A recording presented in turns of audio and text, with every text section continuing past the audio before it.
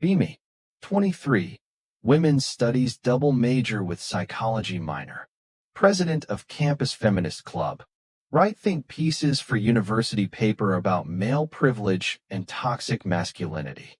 Have smash the patriarchy stickers on my MacBook. Genuinely believe men live life on easy mode. Always thought dating apps were designed for male benefit. Men swipe through women like a catalog. Get matches constantly. Have endless options. Women do all the emotional labor while guys just exist and get rewarded. Post about it weekly. Dating apps are male power fantasies. Men have it so easy online. Get hundreds of likes every time. Friday night. Arguing with my friend Marcus about dating privilege. He's complaining about Hinge again. Says he's been on it for 8 months. Barely gets matches. Roll my eyes. Tell him maybe he should try not being a walking red flag. He laughs, but looks hurt. Shows me his profile. It's actually decent. Good photos, thoughtful prompts about books and travel. Nothing cringy or problematic. Still don't believe him. Men exaggerate everything. Probably has unrealistic standards. Saturday morning, still thinking about it. Decide to prove him wrong. Going to create a male profile.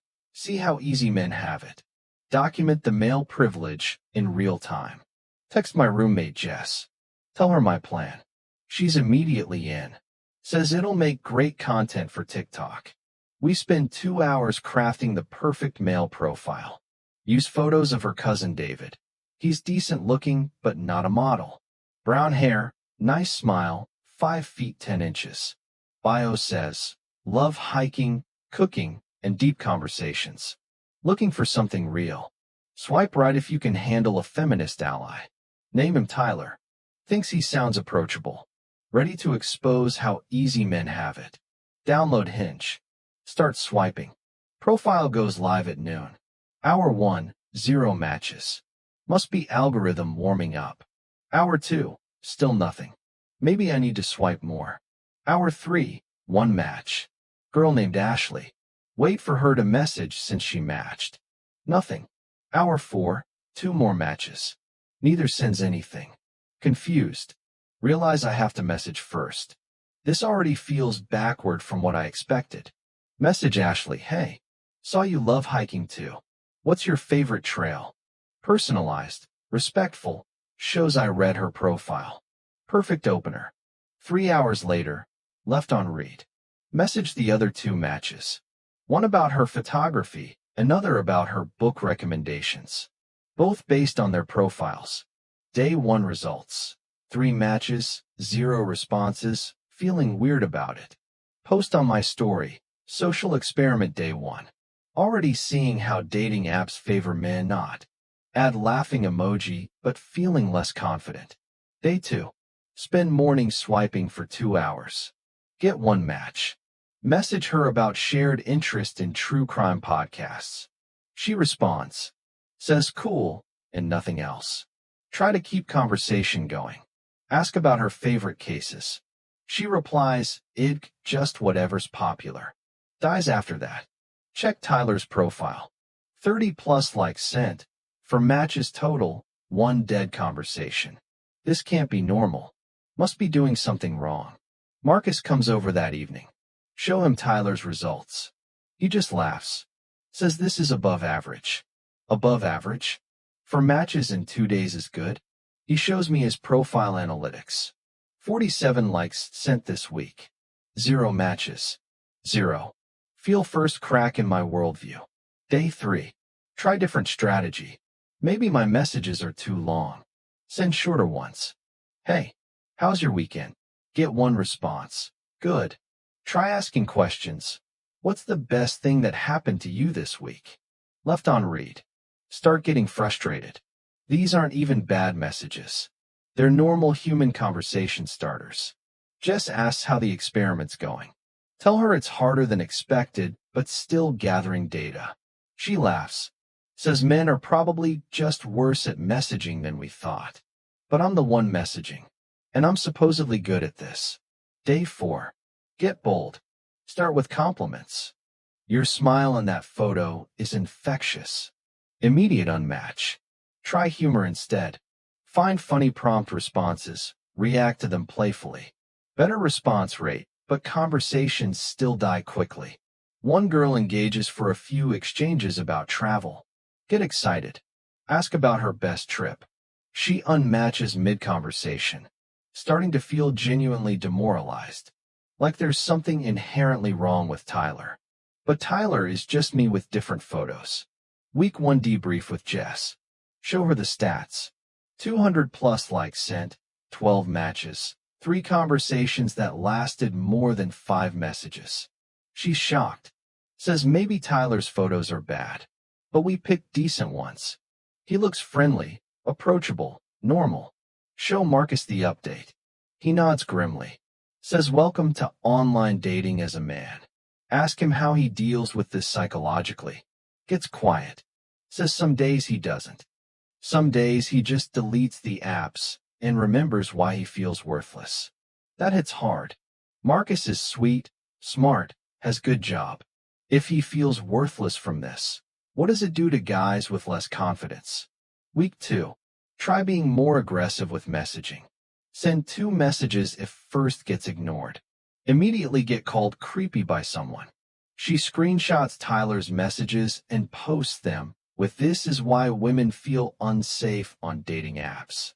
The messages literally said, "Hey," and then "Hope you're having a good week," 3 days later. Feels sick. This is harassment now? But also realize I've done this. Posted screenshots of guys who double messaged, called them desperate or pushy.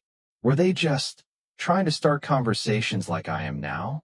Start thinking about all the male behavior I've labeled problematic. Guy asks for my number after good conversation. Pushy. Guy doesn't ask. Not interested. Guy messages consistently. Clingy. Guy takes time between messages. Not serious. There's no winning strategy. Marcus texts me article about men's mental health and dating apps. Depression rates through the roof. Some guys spending hours crafting messages that get ignored. One study says men rate their own attractiveness much lower after using dating apps. Women rate themselves higher. The apps aren't making men feel powerful. They're making them feel disposable. Week 3. Get desperate. Start swiping right on everyone. Absolutely everyone. Match rate goes up slightly. Quality of conversations doesn't improve. One girl matches just to tell Tyler he looks like her ex and she hates him. Unmatches immediately. Another matches to say you're not my type, but good luck out there.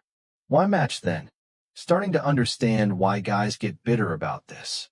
Every interaction feels like rejection or pity. Jess asks if I want to quit. Say not yet. Need more data. But honestly, starting to dread opening the app. Each swipe feels pointless. Each non-match feels personal. How do guys do this for months? Years?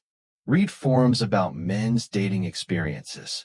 Stories of guys going months without matches. Others deleting apps after damaging their self-esteem too much. One post. I used to think I was decent looking until I joined Hinge. Now I assume I'm hideous and women are just too polite to tell me. Another. I crafted perfect messages for weeks. Personalized, funny, thoughtful. 90% ignore rate. Started to think I don't deserve love. Close laptop. Sit in silence. Remember every time I've told men to just be yourself, or confidence is attractive. Easy to say when you get matches for existing. Week 4. Barely trying anymore. Swiping half-heartedly. Sending generic messages because crafting personalized ones feels pointless. Get 3 matches. 2 never respond. Third sends one-word answers until conversation dies. Realize I'm becoming the bitter, low-effort guy I used to mock. But now I understand why. Why invest energy when it gets ignored 95% of the time? Marcus checks in. Asks how Tyler's doing. Tell him honestly. Say I'm starting to get why guys become resentful about dating. He nods. Says it's not about hating women. It's about feeling invisible to them. That hits different. Invisible. Think about my own dating experience. Constant attention, multiple options, men trying hard to impress me. Took it all for granted. Tyler gets none of that. Tyler is just another profile in an endless scroll. Completely replaceable. Week 5. Having philosophical crisis. If men have all the power in society, why does dating feel like begging for scraps of attention?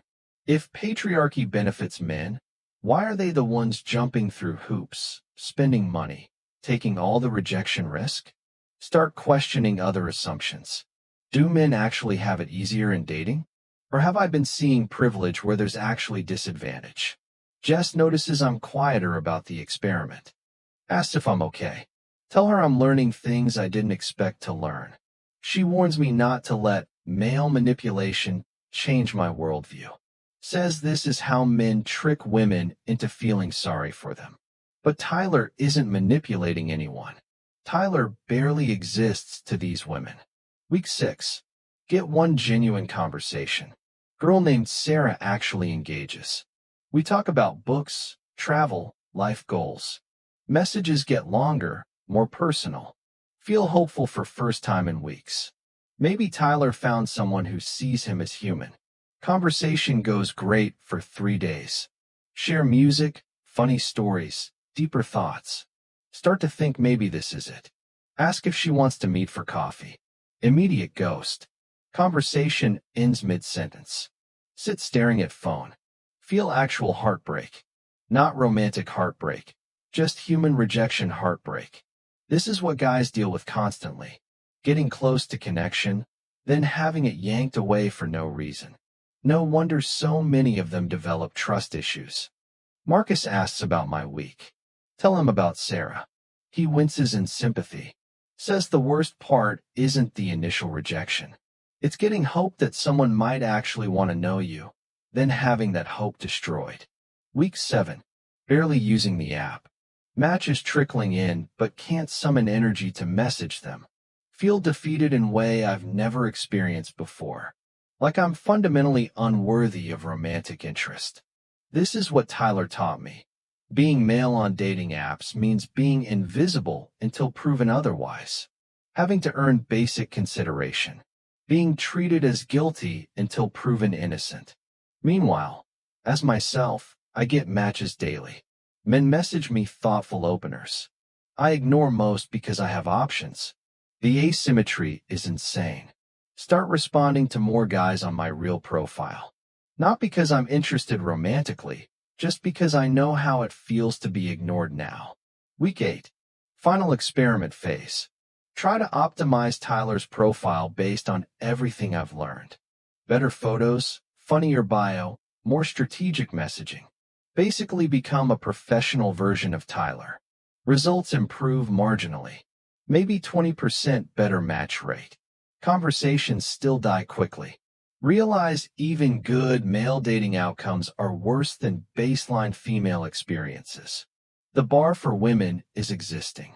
The bar for men is being perfect and still getting ignored. Delete Tyler's profile after 2 months. Final stats. 500 plus likes sent, 34 matches, 0 dates, 1 phone number that led nowhere. If Tyler was a woman with his personality and decent looks, he'd have had dozens of dates by now. Post final update. Social experiment complete. Results not what I expected. Need to process this. Don't elaborate because not ready to admit what I learned publicly yet. Jess asks for the tea. Tell her it was harder than anticipated, but still analyzing data. She assumes I proved men have it easy and just won't admit it. Doesn't push for details. But privately, having existential crisis about everything I believed about dating dynamics. Meet Marcus for coffee. He asks what Tyler taught me. Take deep breath. Say honestly. I think men have it harder in dating than I ever realized. He doesn't say I told you so. Just nods sadly. Says most women would never admit that. Tell him about the constant rejection, the silence, the feeling of being completely disposable. He says, now imagine doing that for years while being told you have privilege the whole time. Oof, that lands hard. Start to understand male resentment differently. Not necessarily misogyny, but exhaustion from an unfair system nobody acknowledges. Week after deleting Tyler. Reading feminist dating advice with new eyes. Don't reply immediately, make him wait. Okay, but he's already waiting for everyone else too. Make him prove he's worth your time. He's already proving it to 50 other women who are ignoring him. You don't owe men anything. True, but basic human decency is knowing something. Let him plan and pay for dates. He's probably already planning dates for women who ghost him. Every piece of advice assumes men have abundant options and need to be humbled. But Tyler had no options and was already humble. Have uncomfortable realization. Maybe we've overcorrected so hard against traditional gender roles that we've created new forms of inequality. Men now have to do all the pursuing, face all the rejection, take all the financial risk, and aren't allowed to complain about it. That's not equality. That's just shifting disadvantage. Month after the experiment. Still processing everything. Haven't posted "men are trash" content. Haven't shared articles about male privilege in dating. Haven't mocked guys for trying too hard. Because now I know what trying looks like from the other side. Friend asks why I've gone quiet on social media. Tell her I'm reassessing some positions. She worries I'm being radicalized by MRAs. But I haven't read MRA content. I just lived male dating reality for 2 months. Sometimes experience changes your mind more than ideology does. Marcus texts me. Says he got a girlfriend. They met on Hinge after 6 months of trying. Feel genuinely happy for him. Also sad that finding someone who responds to messages feels like winning the lottery for guys. Think about Tyler. Wonder what he'd be doing now if he was real. Probably still swiping, still hoping, still getting ignored. Realize I created him to prove a point about male privilege. Instead, he proved the opposite. Dating apps aren't male power fantasies. They're male nightmare simulators. Still feminist. Still believe women face unique challenges. But now I also believe men face challenges we refuse to see. Maybe true equality means acknowledging everyone's struggles instead of ranking them. Maybe Tyler's legacy is teaching me that empathy shouldn't have gender restrictions. Final thought. If we want men to be better partners, maybe we should start by treating them like potential partners instead of potential threats. Just a thought.